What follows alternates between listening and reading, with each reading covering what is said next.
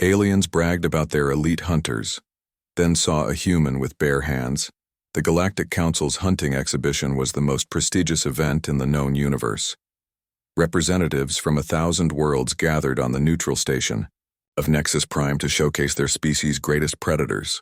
The massive amphitheater buzzed with excitement as holographic displays showed the deadly creatures that each civilization had brought. Ambassador Vexthul of the Krillian Empire stood tall, his forearms crossed in smug satisfaction.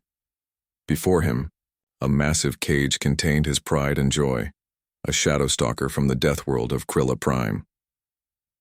The creature stood 12 feet tall, its obsidian carapace gleaming under the arena lights. Razor-sharp claws extended from each of its 6 limbs, and its compound eyes tracked every movement with predatory precision.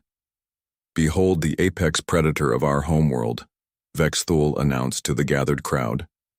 "The Shadowstalker has never known defeat. It can tear through titanium armor with ease and moves faster than most ships' targeting systems. No creature in the galaxy can match its lethality." Murmurs of appreciation rippled through the audience. Several other ambassadors nodded respectfully, though each believed their own champion would prove superior. Cathar the Voidborn stepped forward next, her crystalline form refracting the light in mesmerizing patterns. "Your Shadowstalker is impressive," she conceded, "but witness the true meaning of death." She gestured to her own cage, which contained what appeared to be empty space. Suddenly, reality seemed to bend and twist as a creature materialized, or perhaps had been there all along. The Phantom Reaper was a being of pure energy and malice, existing partially outside normal spacetime. "This hunter doesn't merely kill," Cathar explained. "It erases its prey from existence itself." The crowd gasped in awe and terror. One by one, the other species presented their champions. The thermal wyverns of Paraxis could melt through spaceship hulls. The mind flayers of Scion could kill with a thought. The bone crushers of Gravitas could generate gravitational fields that compacted matter into singularities. As the presentations continued, a quiet voice spoke from the back of the amphitheater. "Excuse me, but where should I register for the competition?" The crowd turned to see a lone figure approaching, a human, wearing nothing but simple cloth garments. He was average in height and build, with no visible weapons or armor. His only distinguishing feature was the calm confidence in his dark eyes. Ambassador Vexthul's mandibles clicked in what passed for laughter among his species. "Human, this exhibition is for apex predators, not livestock. Perhaps you've wandered into the wrong section?" The human smiled politely. "I'm Marcus Chen, representing Earth. I'd like to enter our champion in the competition." "And where is this champion?" Cathar asked, her crystalline form shimmering with amusement. Marcus raised his hand. "Right here." The amphitheater erupted in laughter. Even the usually stoic Gravitans seemed to find humor in the situation. "Human," Vexthul said, struggling to contain his mirth, "you clearly don't understand. This is a gathering of the galaxy's most deadly predators. Creatures that have evolved on death worlds, beings that can tear apart starships. What could your soft, weak species possibly offer?" Marcus remained unfazed. "I'd like to demonstrate if that's acceptable." The council chairman, an ancient ethereal whose species had transcended physical form eons ago, floated forward. His telepathic voice resonated in everyone's minds. "The rules state that any galactic citizen may participate. If the human wishes to demonstrate, we shall observe." A testing arena was prepared, a reinforced dueling circle with energy barriers capable of containing even the most powerful creatures. The assembled ambassadors took their seats, eager to witness what they assumed would be a brief and amusing spectacle. "Which predator would you like to face first?" the chairman inquired. Marcus looked around at the various cages and displays. "Let's start with something manageable. How about the Shadowstalker?" Vexthul's 4 eyes widened. "Human, that creature will tear you apart before you can blink. I cannot be responsible for—" "I understand the risks," Marcus interrupted gently. "Please, proceed." The cage opened, and the Shadowstalker emerged into the arena. It was even more terrifying in the open space, a killing machine honed by millions of years of evolution. Its compound eyes locked onto Marcus, and it let out a sound like grinding metal that chilled the blood of every species present. Marcus stood perfectly still in the center of the arena, hands at his sides, watching the creature circle him.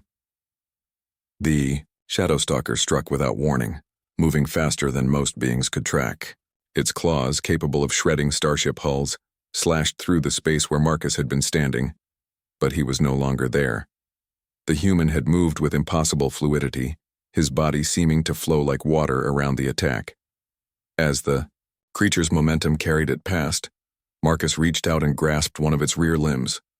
What happened next defied belief. With a motion that looked almost casual, Marcus twisted his body and used the creature's own momentum against it. The 12-foot-tall killing machine found itself lifted off the ground and hurled across the arena with such force that it cratered the reinforced wall. The amphitheater fell silent. The Shadowstalker recovered quickly, its pride wounded along with its carapace. It charged again, this time leading with its most deadly attack, a spinning motion that turned its entire body into a whirlwind of razored death. Marcus stepped into the attack rather than away from it. His hands moved with precision that seemed to defy physics, finding the exact pressure points on the creature's carapace. The spinning attack faltered as the Shadowstalker found its nervous system disrupted by strikes it hadn't even felt. Before the creature could recover, Marcus had positioned himself behind it. With one smooth motion, he applied pressure to a specific point at the base of its skull. The Shadowstalker, the apex predator of Krilla Prime, simply collapsed unconscious. The silence stretched for long moments before Cathar's voice broke it. That's impossible. How did he move like that? How did he know exactly where to strike?